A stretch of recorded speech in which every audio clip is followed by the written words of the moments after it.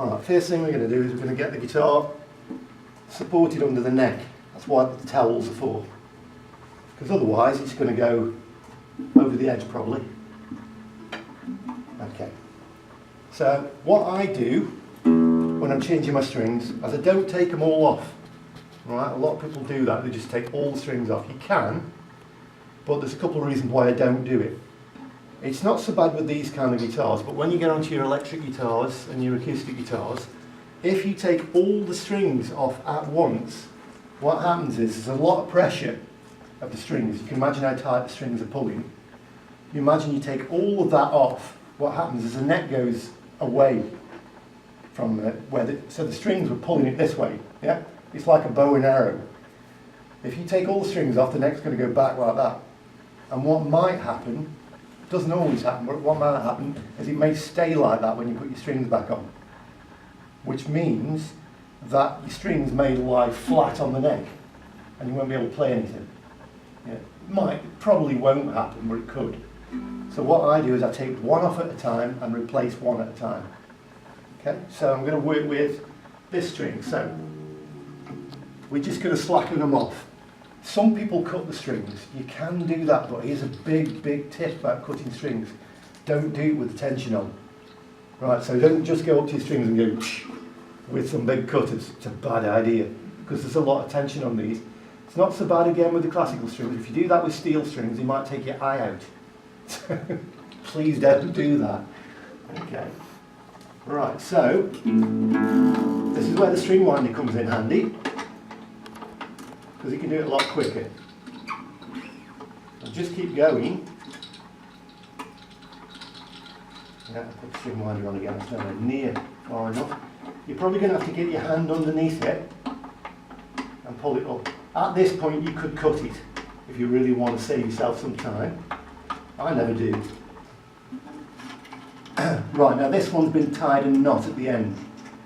That's probably a good idea with classical guitars. You probably don't need to do on acoustic guitars, but classical guitars you will, because they slip a lot. Right, they've done exactly what I tend to do with this, which I'll show you in a minute. Okay. Right, just a quick word about how to remove the old strings once you've got them unwound. Okay, so once you've wound the tension off using the tuning peg, if the strings have been put on properly in the first place, they should be looped over. We'll see how to do that again in a minute when I put the strings back on. But you may need something like these long nose pliers. An ordinary set of pliers may do it. It's a little bit difficult to get hold of the end.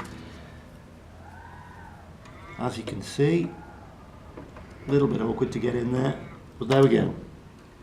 Okay, that's the little hook that was placed over the string and pushed back through the hole. We'll see that again when I put the strings on. Okay, and you come to this end of the guitar. Again, with the classical guitar strings, this is a bit weird. And we'll see how this works in a minute. Right. Always an important point as well, dispose of your strings properly, because it's not so bad with these again.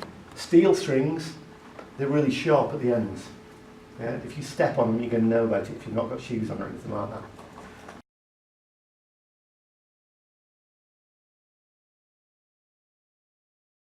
So the actual one I'm going to put on first, and it doesn't actually matter which way you go. You can go from the first string to the sixth, or you can go from the sixth string to the first. It doesn't really make any difference.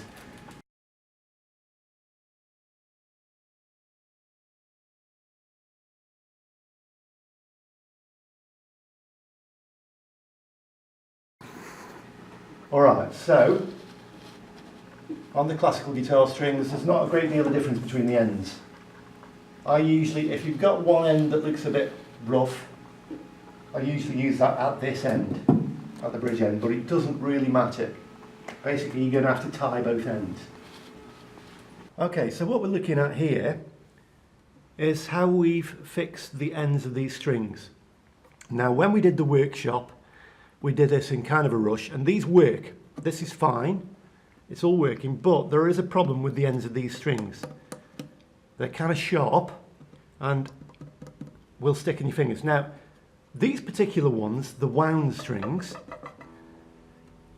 are better than these strings. Okay, so these bits can actually be very sharp when you catch the end of your finger with them. So, I'm going to suggest a slightly different way of putting the strings on, which allows us to cover up these ends so that they don't get in the way. Right. This means that instead of starting on the 6th string, as we did before, we're going to start on string number 1 over at this end.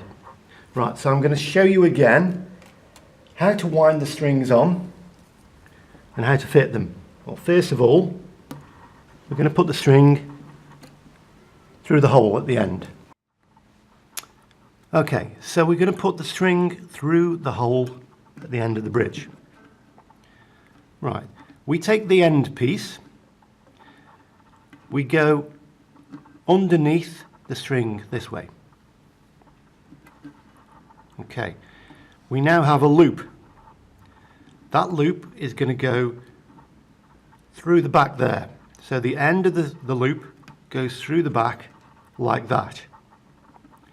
We've got a loop like this now. Right, a lot of people would stop there and just tighten that up. But that has a tendency to slip if you're not careful. So what we want to do is we want to go over the top of this loop and come back through again. We want to be underneath this bit here that I'm picking up with my finger, not over the top of it, otherwise it won't work properly. So we go back through there. We attempt to grab the end. There we go. Right, now we've looped over. Now we can pull tight. Now, as you'll see, we've got quite a bit of end. I don't know if you can see that from there. I'll just point that out. Okay, you can probably see that it's actually gone into the slot there. That's okay, that's where we want it really. I just wanted to demonstrate where it was. Okay, so what's going to happen with the next strings is the next string will go over that and hold it down. The string after that will hold the previous one down, and so on. So if we start from string number 1, we hold all these loose ends down rather than cutting them off, which avoids the nasty pointy ends that we didn't want to see. Okay, let's move on to the other side of the guitar and tune it up. Okay, so we're going to put the string through the hole.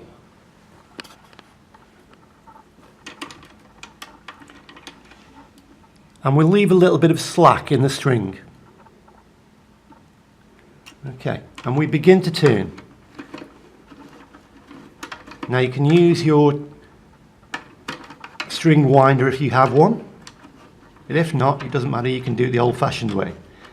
Now what we do is we turn it until the hole has gone 180 degrees, we're halfway round. So we've got the end poking out there. What we want to try and do is get this end to go over the string and through the hole again. Once again, these strings do tend to slip if you don't put them on properly. So I've got the string in the middle and that loop is going over and back through the hole.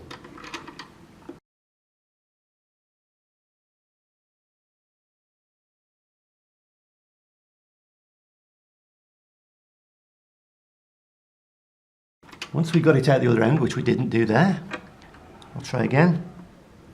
Push it over, back through the hole, grab the end and pull it tight.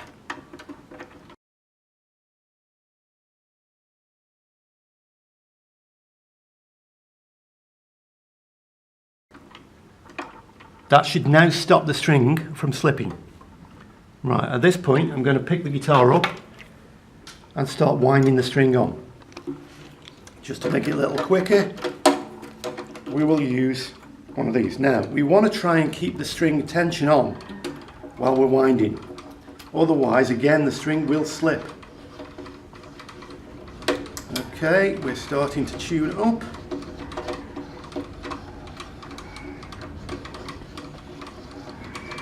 There we go.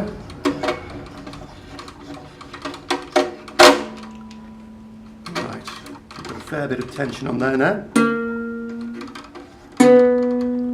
Okay, now we can tune this afterwards. Now if you want to, this leftover bit of string at the end, we can cut that off later. I wouldn't do it yet. I'd make sure everything is on and that the strings are stable and then they're not slipping before we cut it off. Because once you've cut it, you can't put it back on. Okay, and we're going to proceed to do all the other strings the same way. Okay, so here's a shot of the finished strings after they've all been fastened on and roughly tuned up. Now as you can see at the end, I haven't actually got these sections to go under the next string. This is actually easier if you're using new strings, because what you would do is you would put a longer length through and then make sure it went through the next loop of the next string. Now as these strings have already been put on once and already been cut down to length, we haven't got that much length, so I didn't really worry about it. But the important thing is, because of the way they've been put on, these string ends are now pointing downwards and out of the way. You know, so that is not too bad. We can get away with that, and that's roughly how we do the strings on the classical guitar. Much easier on a steel string guitar, as I'm sure you'll agree, but this is the way to do it on the classical. Okay.